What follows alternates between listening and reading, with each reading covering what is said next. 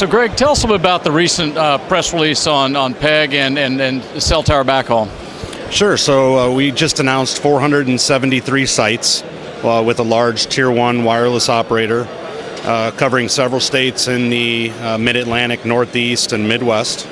It's going deeper with this particular customer, so they've been a customer for a couple years now, which I think speaks to the trust that we've built up with this customer in building out to some of their tougher to reach sites. And what makes PEG's business plan different than perhaps some of the previous backhaul business plans that you've seen over the last decade? Yeah, sure. So there's several key points. First of all, we're not going into Tier 1 markets. Too much fiber already exists there, lots of competition. Secondly, we're building this network from scratch. There's no legacy TDM network that we have to upgrade over time.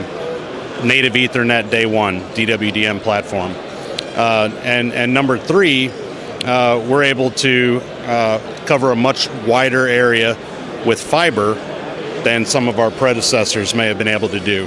So microwave is more of a complementary access solution for us than a primary access solution. So we stretch fiber out to about 80% of our sites. What can you tell us about the history of the company?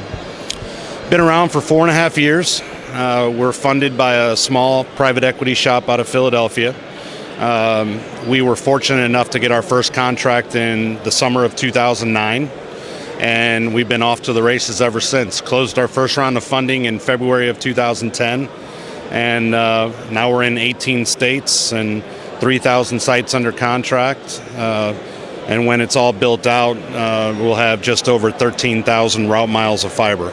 So it's been a really time period of explosive growth for us. And frankly, that's our biggest challenge is how do we scale appropriately and continue to provide a value-added service to our carrier customers. Greg, thanks for your time. No problem. Thank you.